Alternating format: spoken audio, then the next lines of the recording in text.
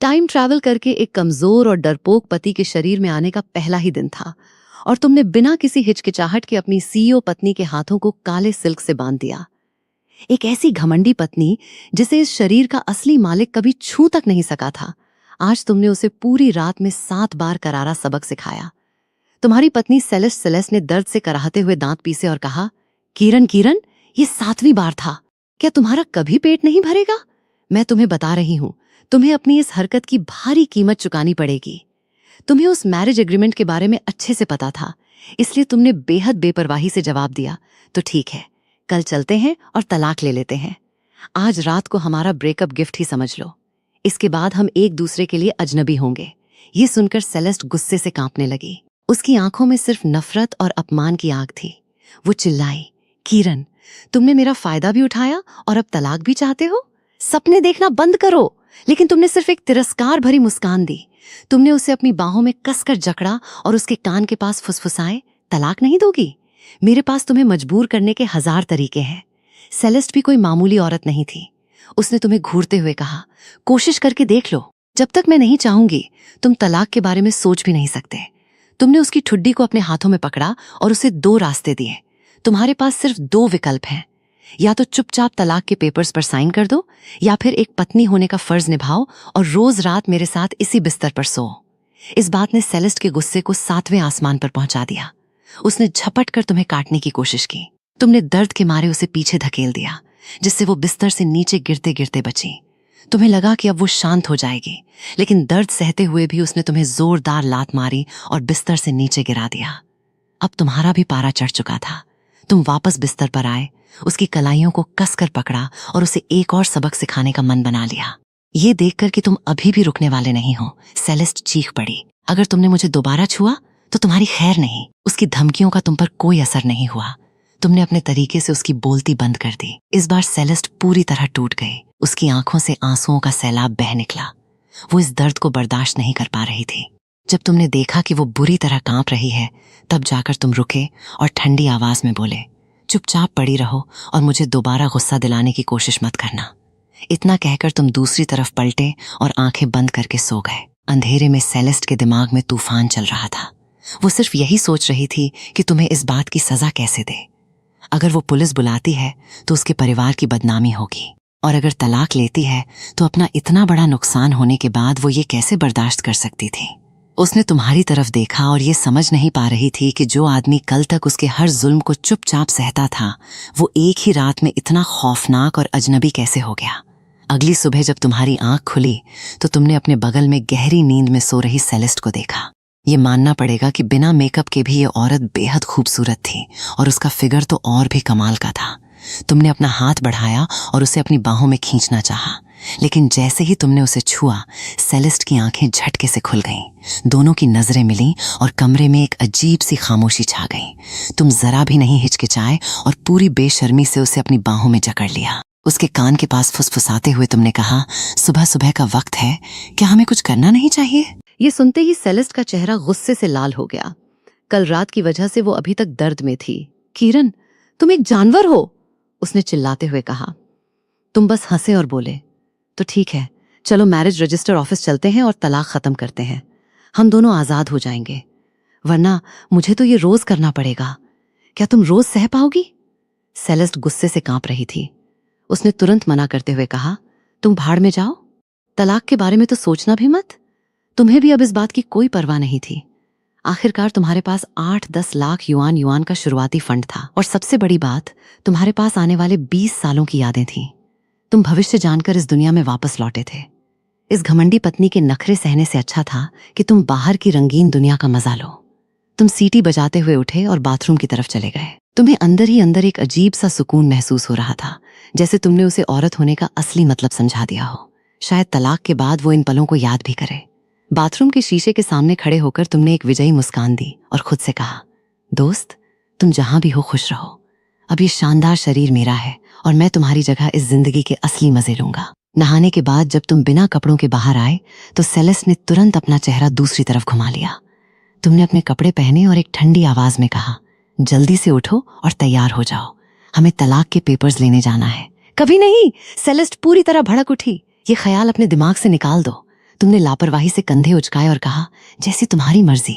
इतना कहकर तुम सीधा नीचे हॉल में आ गए। इस घर में एक नौकर की तरह घुटन भरी जिंदगी तुम एक दिन और नहीं जीना चाहते थे। सोफे पर काफी देर इंतजार करने के बाद सेलेस्ट सीढ़ियों से उतरते हुए बड़ी मुश्किल से नीचे आई। तुमने उसकी तरफ देखने की भी जहमत नहीं उठाई। जैसे ही वो तुम्हारे सामने आई, तुमने सीधा तलाक का एग्रीमेंट उसकी तरफ बढ़ा दिया और कहा, साइन करो। लेकिन उसने वो एग्रीमेंट जमीन पर फेंक दिया। उसकी आंखों में सिर्फ मजाक था। तलाक चाहिए? ठीक है, लेकिन पहले मेरे पैसे दो। शादी के कॉन्ट्रैक्ट में साफ लिखा था कि जो भी इसे तोड़ेगा उसे हर्जाने के तौर पर 100 मिलियन युआन देने होंगे। और वैसे भी तुमने कल रात मेरा फायदा उठाया है। ये बात अभी खत्म नहीं हुई है। ये सुनकर तुम जोर से हंस पड़े। अच्छा, तो तुम्हें पैसे चाहिए? ठीक है, अपनी कीमत बताओ। सेलेस्ट ये सुनकर और भी पागल हो गई। किरण, तुमने मुझे समझ क्या रखा है? तुमने अपने हाथ फैलाते हुए कहा, तो फिर हर्जाने की बात मत करो। वो तुम्हारा पहला अनुभव था और मेरा भी। हम दोनों में से किसी का कोई नुकसान नहीं हुआ है। और वैसे भी हम पति पत्नी हैं। एक आदमी और औरत कभी बराबर नहीं हो सकते। सेलेस्ट गुस्से से दांत पीस रही थी। तुमने बड़ी मासूमियत से जवाब दिया, आजकल स्त्री पुरुष एक समान है। अगर तुम्हें दर्द हो रहा है तो मेरी कमर में भी तो दर्द है। ये पूरी तरह से जायज है। सेलेस्ट के पास तुम्हारी इस बेशर्मी का कोई जवाब नहीं था। उसने आज तक तुम्हारे जैसा ढीठ इंसान नहीं देखा था। तुमने उसे एक और झटका देते हुए कहा, और रही बात तुम्हारे उस 100 मिलियन युआन वाले बेवकूफी भरे क्लॉज की, तो वो सीधा सीधा ब्लैकमेल है। कानून की नजर में इसकी कोई अहमियत नहीं है। सेलेस्ट ने तुम्हारी तरफ उंगली उठाते हुए अविश्वास से कहा, किरण, तुम पिछले 2 सालों से नाटक कर रहे थे और अब तुम्हारी असलियत सामने आ गई है। तुमने खुद को बहुत अच्छे से छुपा रखा था। तुम्हारे होठों पर एक मुस्कान आ गई। हाँ, अब मैं कोई नाटक नहीं कर रहा हूँ, इसलिए बेहतर है कि हम शांति से अलग हो जाएं। मेरे पास 100 मिलियन युआन नहीं है। तुम सच में एक नंबर के घटिया और बेशर्म इंसान हो। अगर तुमने ज्यादा चालाकी की तो मैं पुलिस को बुला लूंगी। उसने धमकी दी। तुम जोर से हंसे। तुम्हारी हंसी में गहरा तिरस्कार था। पुलिस? शादीशुदा होते हुए पुलिस बुलाओगी? जाओ, बुला लो। वैसे भी इस घर में मैं एक जानवर से कम नहीं था। जेल जाना मेरे लिए बस जगह बदलने जैसा होगा। लेकिन क्या तुमने अपनी इज्जत के बारे में सोचा है? अगले ही पल तुमने अपना फोन निकाला और उसे हवा में लहराते हुए कहा, अगर तुमने पुलिस को फोन किया तो मैं सीधे तुम्हारे मॉम डैड को कॉल करूंगा। मैं उनसे पूछूंगा कि क्या उन्हें पता है कि पिछले 2 सालों से उनका प्यारा दामाद इस घर में किस हाल में जी रहा था। ये सुनते ही सेलेस्ट का चेहरा पूरी तरह पीला पड़ गया, लेकिन उसकी जिद अभी भी कम नहीं हुई थी। नहीं, तलाक तो तुम्हें किसी कीमत पर नहीं मिलेगा। 100 मिलियन युआन, एक पैसा भी कम नहीं लूंगी। तुमने सिर्फ इतना कहा, ठीक है, अपनी बात पर कायम रहना। और फिर तुम दरवाजा पटककर वहां से निकल गए। 15 मिनट बाद तुम सीधा शहर की सबसे बड़ी बिल्डिंग के टॉप फ्लोर पर थे। तुमने चेयरमैन के ऑफिस का दरवाजा खोला और अपने ससुर स्टर्लिंग को देखते हुए आवाज लगाई, डैड। स्टर्लिंग ने तुम्हारी तरफ देखा। आज तुम उसे रोज से कुछ अलग लग रहे थे। आओ किरण, क्या पियोगे? तुमने बिना कोई घुमाव फिराव के सीधी बात की। डैड, मैं अपना खुद का बिजनेस शुरू करना चाहता हूं और मुझे आपसे शुरुआती फंडिंग के लिए कुछ पैसे चाहिए। स्टर्लिंग ने दिलचस्पी से पूछा, तुम क्या करना चाहते हो? मैं एक टेक कंपनी खोलना चाहता हूँ। मुझे अपनी एक अलग पहचान बनानी है, वरना मैं सेलेस्ट के साथ आगे की जिंदगी नहीं बिता पाऊंगा। मुझे ज्यादा नहीं चाहिए, सिर्फ 150 मिलियन युआन। कल तक मैं आपको अपने प्रोजेक्ट का पूरा प्लान दे दूंगा। स्टर्लिंग ने तुरंत हाँ नहीं कहा। वो एक मजा हुआ बिजनेसमैन था। उसे पहले तुम्हारा प्रोजेक्ट देखना था। हालांकि उसके लिए ये रकम बहुत बड़ी नहीं थी, लेकिन बिजनेस में हमेशा रिस्क होता है। तभी तुमने एक और शर्त रख दी, डैड, आपको ये बात सेलेस्ट से छुपानी होगी। जब मैं कामयाब हो जाऊंगा तब मैं खुद उसे बता दूंगा। स्टर्लिंग ने हामी भरते हुए सिर हिलाया। ठीक है, लेकिन पहले मुझे तुम्हारा प्रोजेक्ट देखना होगा। तुम्हारे मन में खुशी की लहर दौड़ गई। उसी के डैड के पैसों से अपना बिजनेस खड़ा करना और फिर तलाक लेना, ये प्लान एक मास्टर स्ट्रोक था। लेकिन तुम्हें इस बात का बिल्कुल अंदाजा नहीं था कि तुम्हारे वहां से निकलते ही स्टर्लिंग के मन में शक पैदा हो जाएगा। उसने तुरंत अपनी बेटी सेलेस्ट को कॉल किया। उसे पता चला कि वो बीमारी का बहाना बनाकर घर पर ही है। स्टर्लिंग तुरंत समझ गया कि तुम दोनों के बीच कुछ बड़ा झगड़ा हुआ है। उसने गंभीर होकर पूछा, सेलेस्ट, क्या तुम्हारा और किरण का कोई झगड़ा हुआ है? नहीं, उसकी इतनी हिम्मत कहाँ कि वो मुझसे झगड़ा कर सके? सेलेस्ट की आवाज में हमेशा वाला घमंड था, लेकिन स्टर्लिंग को दाल में कुछ काला नजर आ रहा था। उसने सख्ती से कहा, उस पर थोड़ा ध्यान दिया करो, उसके लिए भी ये सब आसान नहीं है। तभी सेलेस्ट ने एक ऐसा बम फोड़ा जिसने स्टर्लिंग को हिलाकर रख दिया। क्या मैं उसके साथ बुरा बर्ताव करती हूँ? वो मुझसे तलाक मांग रहा है। तलाक? स्टर्लिंग के होश उड़ गए। अब उसे पूरी कहानी समझ आ रही थी। वो लड़का इन्वेस्टमेंट इसलिए मांग रहा था ताकि वो कंपनी से अलग हो सके। उसने मुझसे तलाक मांगा, लेकिन मैंने मना कर दिया। सेलेस्ट ने कहा। तुम उसे किसी भी कीमत पर तलाक नहीं दोगी। स्टर्लिंग की आवाज बेहद सख्त थी। उसे अब समझ आ चुका था कि तुमने उसकी बेटी से पूरी तरह से बगावत कर दी है। उसने सेलेस्ट को खूब खरी खोटी सुनाई और तुरंत अपनी पत्नी यानी तुम्हारी सास को तुम दोनों के बीच का मामला सुलझाने के लिए तुम्हारे घर भेज दिया। इधर तुम इन सब बातों से बेखबर अपने एक छोटे से ऑफिस में बैठे भविष्य की उन शानदार योजनाओं को पन्नों पर उतार रहे थे। शाम को जब तुम खुशी खुशी घर लौटे और दरवाजा खोला तो सामने अपनी सास को देखकर तुम्हारे कदम वहीं रुक गए। मॉम, आप यहाँ कैसे? तुम्हारी सास ने तुम्हें घूरते हुए सीधा सवाल दागा। किरण, क्या तुम सेलेस्ट से तलाक लेना चाहते हो? तुम्हारा दिल बैठ गया। तुम्हें समझ आ गया कि सेलेस्ट ने अपने डैड से तुम्हारी शिकायत कर दी है, लेकिन तुमने तुरंत हालात को अपने पक्ष में करने की चाल चली। मॉम, मैं ये जिंदगी अब और नहीं जी सकता। मैं पिछले 2 सालों से एक सन्यासी की तरह रह रहा हूं। आपको अंदाजा भी नहीं है कि मैंने क्या क्या झेला है। सास ने तुम्हें एक तीखी नजर से देखा, लेकिन कल रात तो तुमने अपनी मर्जी पूरी कर ली ना। अब किस बात का दुख है? क्या काम निकलने के बाद तुम उसे पहचानने से भी इनकार कर रहे हो? तुमने देखा कि बगल में खड़ी सेलेस्ट के चेहरे पर एक चालाक मुस्कान थी। तुम्हें समझ आ गया कि यहाँ सहानुभूति बटोरने से कुछ नहीं होगा, इसलिए तुमने सीना तानकर सच्चाई उगल दी।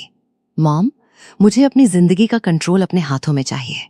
मैं सेलेस्ट के इशारों पर अपनी पूरी जिंदगी बर्बाद नहीं कर सकता। और हाँ, मैंने डैड से अपने नए बिजनेस के लिए पैसे मांगे हैं। तभी दरवाजा खुला और तुम्हारे ससुर स्टर्लिंग अंदर आए। अपने डैड को देखते ही सेलेस्ट ने तुरंत हमला बोल दिया। डैड, किरण ने आपसे बिजनेस के लिए कितने पैसे मांगे हैं? स्टर्लिंग ने बिना कोई भाव दिखाए जवाब दिया, 150 मिलियन युआन। ये सुनते ही सेलेस्ट पूरी तरह भड़क उठी। उसे तुम्हारा पूरा खेल समझ आ गया था। उसी के डैड से पैसे ऐंठना और फिर तलाक लेकर करोड़ों का मुनाफा कमाना।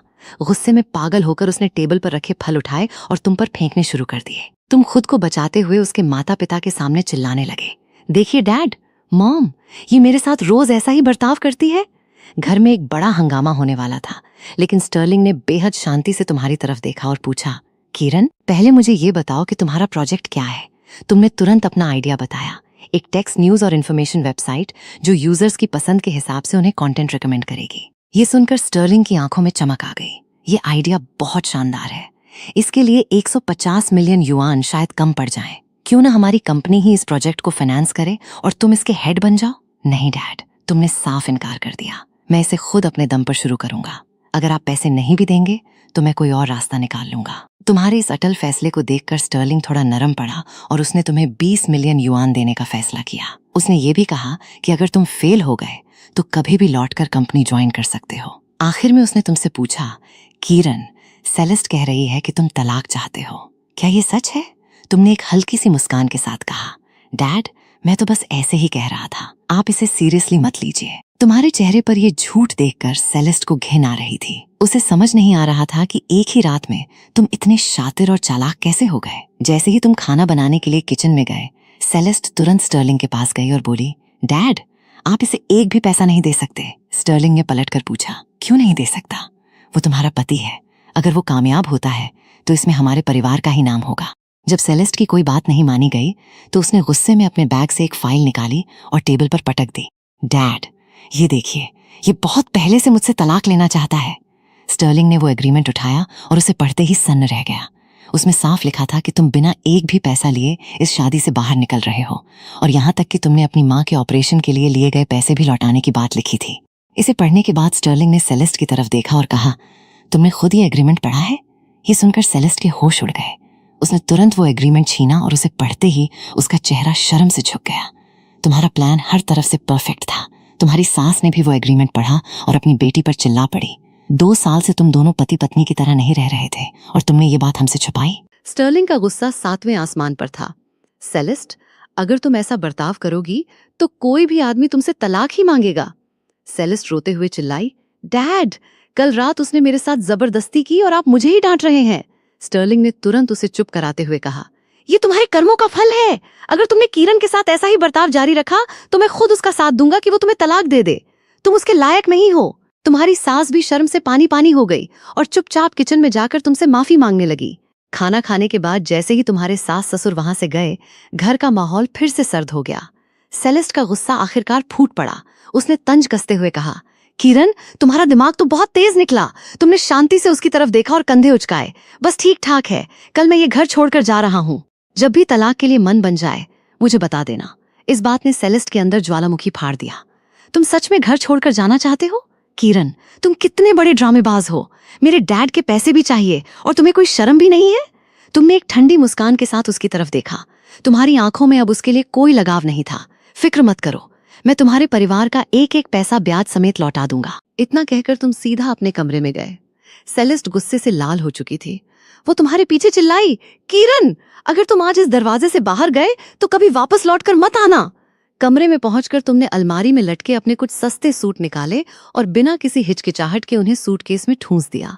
तुम अब इस घर में एक सेकंड भी नहीं रुकना चाहते थे। सूटकेस लेकर तुम सीधे घर से बाहर निकल गए। जैसे ही तुम्हारी कार का इंजन स्टार्ट हुआ, सेलेस्ट भागकर खिड़की के पास आई। उसने देखा कि तुम्हारी फॉक्सवैगन पोलो VW पोलो तेजी से वहां से दूर जा रही थी। वो भागकर तुम्हारे कमरे में आई। अलमारी पूरी तरह खाली थी। तुम सच में जा चुके थे। अगले ही पल तुम्हारे फोन की स्क्रीन पर उसका नाम फ्लैश हुआ। तुमने उसे देखते ही कॉल काट दी। अब एक भी शब्द बोलना समय की बर्बादी थी। दूसरी तरफ सेलेस्ट गुस्से से पागल हो रही थी। यूं ठुकराए जाने का एहसास वो बर्दाश्त नहीं कर पा रही थी। उसे समझ नहीं आ रहा था कि तुम्हारी इतनी हिम्मत कैसे हो गई। थोड़ी ही देर में तुम अपनी कार से एक शानदार 5 स्टार होटल पहुंचे और वहां कमरा बुक कर लिया।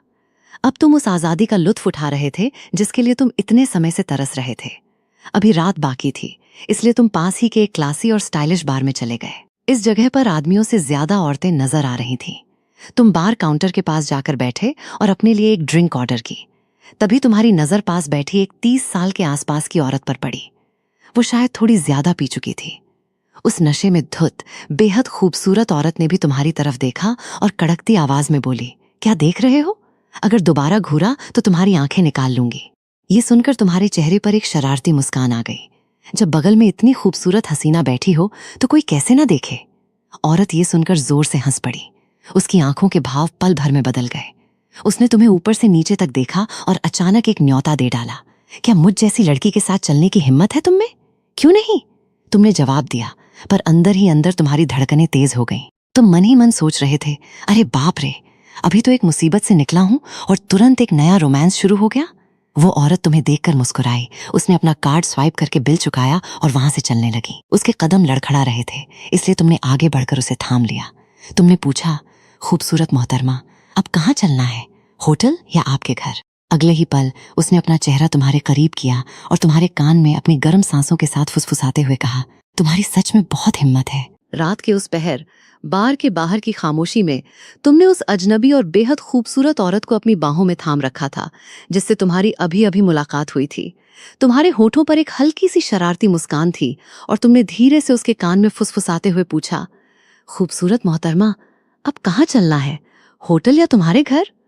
उस औरत ने नशे में मुस्कुराते हुए कहा, तुम्हारी सच में बहुत हिम्मत है। तुमने बेपरवाही से जवाब दिया, मैं क्यों डरूं? जब एक हसीन औरत खुद मेरी बाहों में आना चाहती है तो ये मेरी खुशकिस्मती है। इतना कहते ही तुम नीचे झुके और वो औरत तुरंत तुम्हारा इशारा समझ गई। वो तुम्हारी चौड़ी और मजबूत पीठ पर सवार हो गई। उसे तुम्हारी पीठ पर एक अजीब सा सुकून और सहारा महसूस हो रहा था। आज रात वो बस अपनी सारी हदें पार कर देना चाहती थी, बिना किसी चीज की परवाह किए। होटल के कमरे में पहुंचते ही तुमने उसे अपनी बाहों में उठाया और सीधे बाथरूम की तरफ ले गए। और फिर एक बेहद रोमांचक खेल की शुरुआत हुई। उस रात तुमने 1-2 नहीं बल्कि पूरे 6 बार अपने जुनून की हदें पार की। ये सिलसिला तब तक चलता रहा जब तक कि वो औरत पसीने से तरबतर होकर और थककर चूर नहीं हो गई। इस बार तुम भी काफी थक चुके थे। तुमने उसकी तरफ देखा, वो आंखें बंद किए गहरी नींद में जा चुकी थी। तुम्हारे मन में उस अजनबी औरत को जानने की उत्सुकता जगी। तुमने उसका बैग उठाया और अंदर से उसका ID कार्ड निकाला। उस पर लिखा था, जेनेवीव 32 साल। बैग में एक बिजनेस कार्ड भी था जिस पर साफ अक्षरों में छपा था, जिंटाई ग्रुप की चेयरपर्सन। ये देखकर तुम मुस्कुराए। ये औरत तो बहुत बड़ी हस्ती निकली।